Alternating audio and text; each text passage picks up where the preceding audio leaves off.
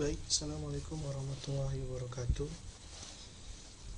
Salam sejahtera untuk kita semua, mahasiswa sekalian. Mudah-mudahan kalian semua sehat walafiat, dan kita berdoa semoga wabah COVID-19 ini cepat berakhir di negara kita, khususnya di Sumatera Utara. Baik, kali ini kita akan membahas tentang model pengembangan kurikulum. Nah, sebelumnya kita kan sudah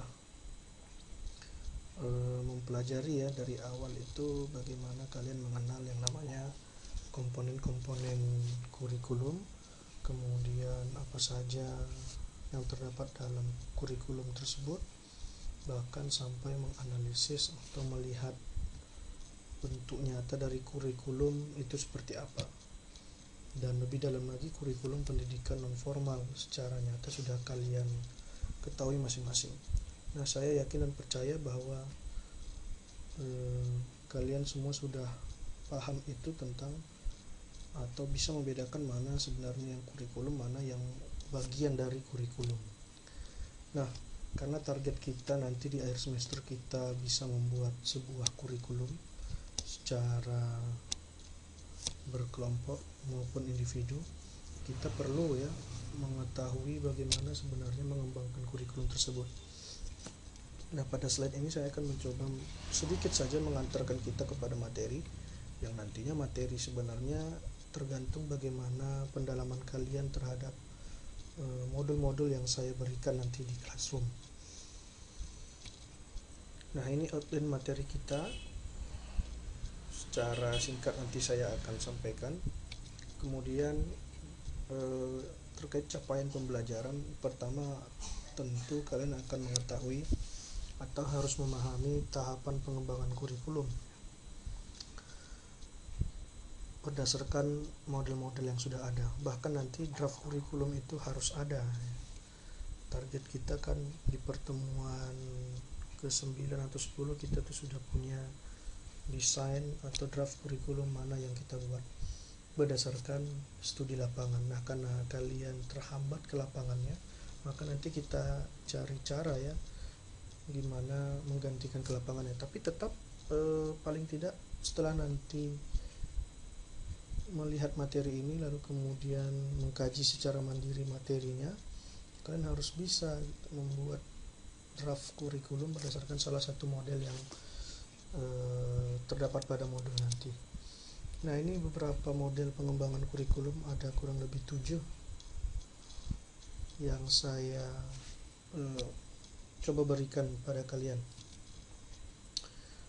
Nah, sedikit saja terkait model ya. Model itu tentu sebuah abstraksi ya, sebuah abstraksi yang kemudian bisa merepresentasikan peristiwa, sistem, atau tahapan-tahapan dalam bentuk deskripsi matematis, grafis, lambang-lambang dan lain sebagainya.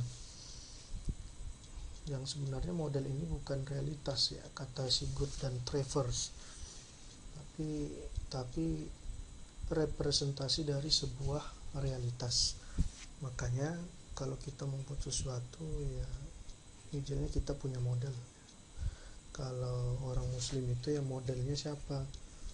Modelnya adalah Nabi Muhammad. Dialah contoh bahwa seorang manusia yang menganut agama Islam. Ya kira-kira begitu. Ini hanya pengantar saja terkait model. Nah, ini pertama adalah model Taylor. Ini dari objektif. Ini maksudnya disusun dari objektif. Apa yang maksud dengan objektif? Tujuan dari sekolah atau institusi itu yang ingin dicapai. Nanti lebih lanjut dari model. Lalu memilih pengalaman belajar, mengorganisasi pengalaman belajar dan evaluasi. Kalau kalian pernah melihat kurikulum yang kalian pegang sendiri kan, masing-masing individu ada kurikulum PNF-nya ya.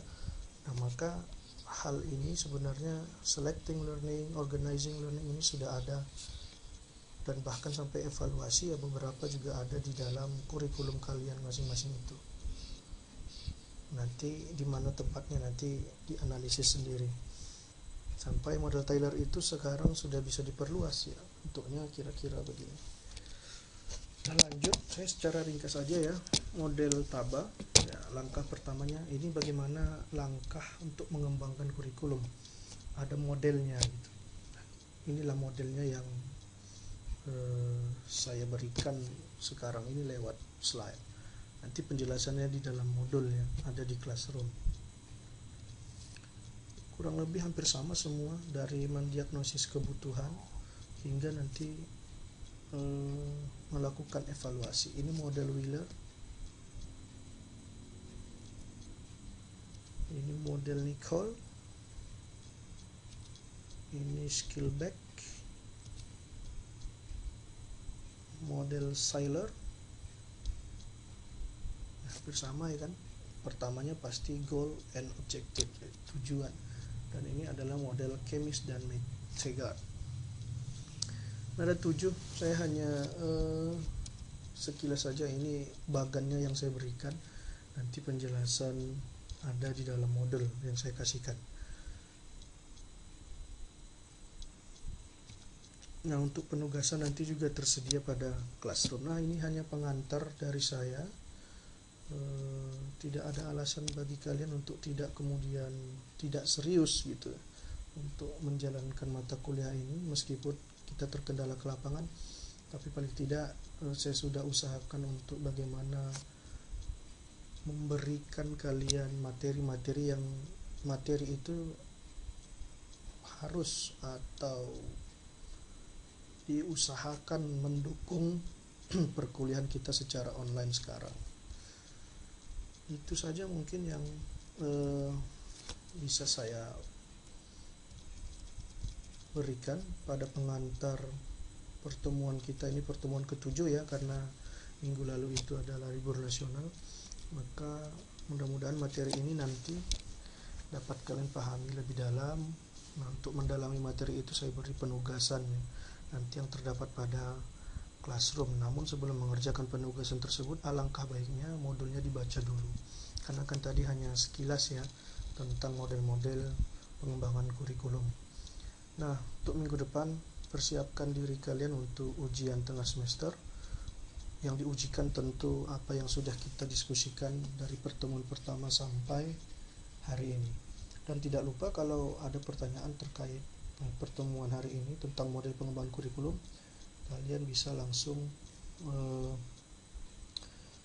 berkomentar di Classroom, nanti ada kolom yang saya buat, atau langsung aja komentar di penugasan, di materi ya boleh juga.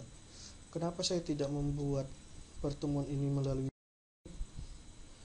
karena saya sudah mengevaluasi beberapa kelas yang saya sudah gunakan.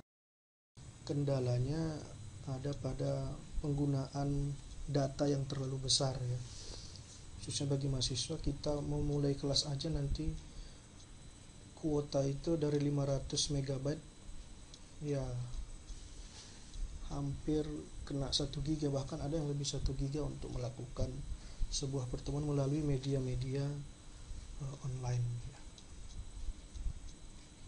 Makanya saya cari cara lain untuk membuat video sederhana seperti ini.